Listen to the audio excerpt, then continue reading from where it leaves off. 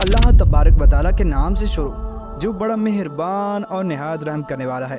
प्यार दोस्तों, कोफा शहर तारीख का वो बदबख्त तरीन शहर है कि जो हमेशा बेवफाई और बदअहदी के दाग से दागदार रहा है, और यहाँ के रहने वाले लोगों के अंदर कुछ भी वफा मौजूद नहीं। लेकिन इन लोगों के बेवफा होने के बावजूद हज़रत इमाम हुसैन रज़ी अल्लाह ताला अन्हु मैदान करबला की तरफ क्यों गए थे, और इमाम हुसैन रज़ी अल्लाह ताला अन्हु ने कोफियों के ख़तों पर आखिर क्यों एतमाद किया था। चुनांचे रिवायात के अंदर आता है कि हज़रत अली रज़ी अल्लाह ताला अन्हु के ज़माने अक़दस के अंदर भी आपने कोफे शहर को अपना दारुल खिलाफा बनाया था।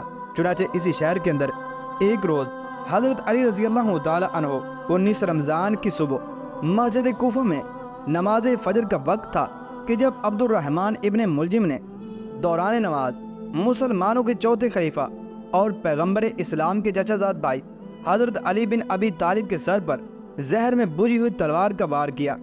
ये वार मोहलिक साबित हुआ और 2 दिन बाद यानी 21 रमज़ान को हज़रत अली रज़ी अल्लाह ताला अन्हु की वफ़ात हुई।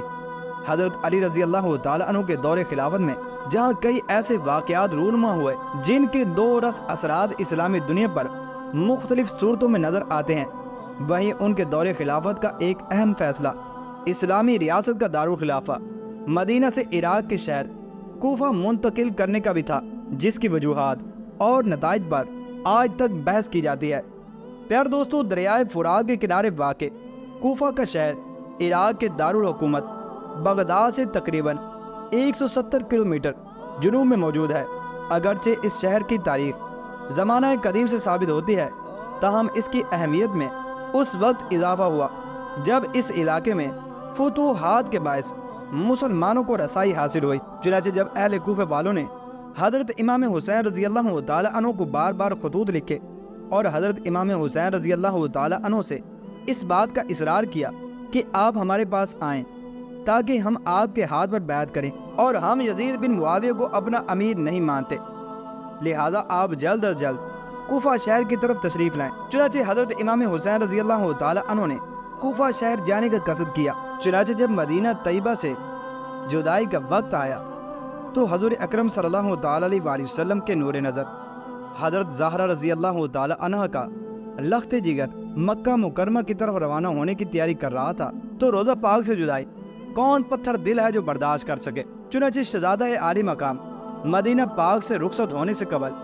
रात को नाना जान हज़ूर पाक सल्लल्लाहु ताला अलैहि वसल्लम के रोज़ा अनवर पर हाजिर हुए और रोज़ा अनवर से लिपट कर ज़ारो ज़ार रोते रहे और अर्ज़ करते हैं कि नाना जान, मैं वही हुसैन हूँ जिसके लिए हरनी अपना बच्चा लेकर आए थे। चुनांचे यूं ही अर्ज़ करते करते आँख लग गई, देखा कि सरवर आलम सल्लल्लाहु ताला अलैहि वसल्लम जलवा अफरोज़ हैं और आपके सर मुबारक को गोद में लेकर फरमा रहे हैं, ए लख्ते जिगर, बहुत जल्द तू हमसे आ मिलेगा।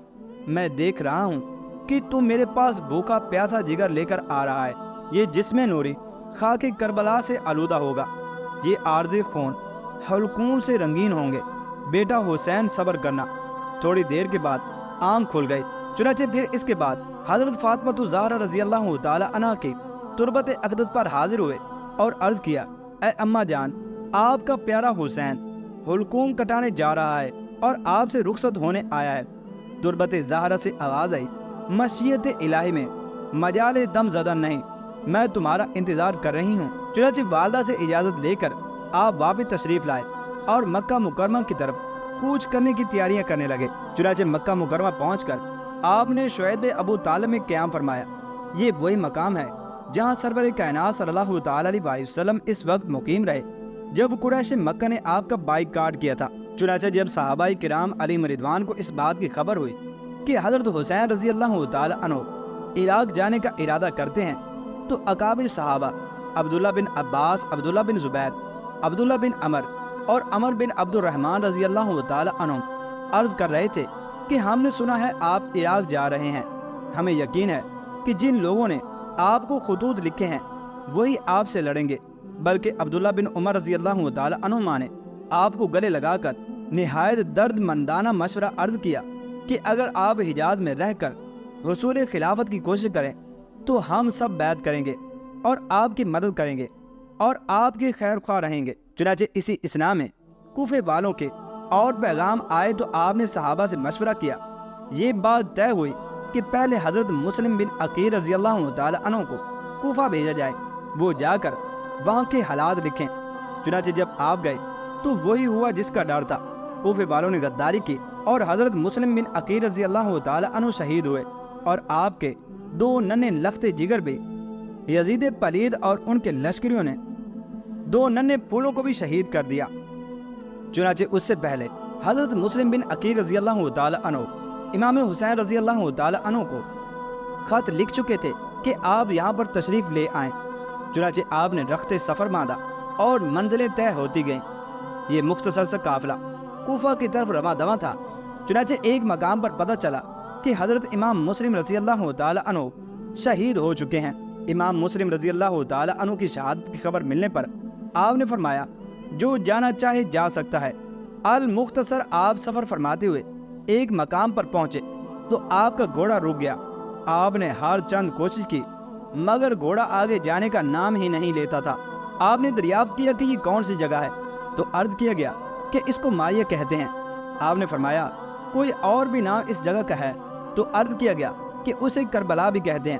آپ نے فرمایا اللہ اکبر، ارض کرب و بلا یہی وہ مقام ہے جس کی بشارت دی گئی تھی۔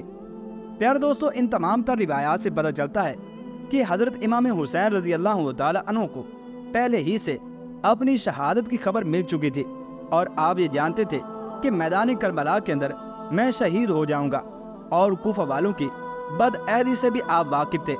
لیکن اس کے باوجود آپ کوفہ کی طرف اس وجہ سے روانہ ہوئے کیونکہ اللہ تبارک و تعالیٰ کی طرف سے آپ کی شہادت اور دنیا سے رخصتی کا وقت مقرر ہو چکا تھا، اور اللہ تبارک و تعالیٰ کے کلمات کبھی بھی نہیں پلٹتے۔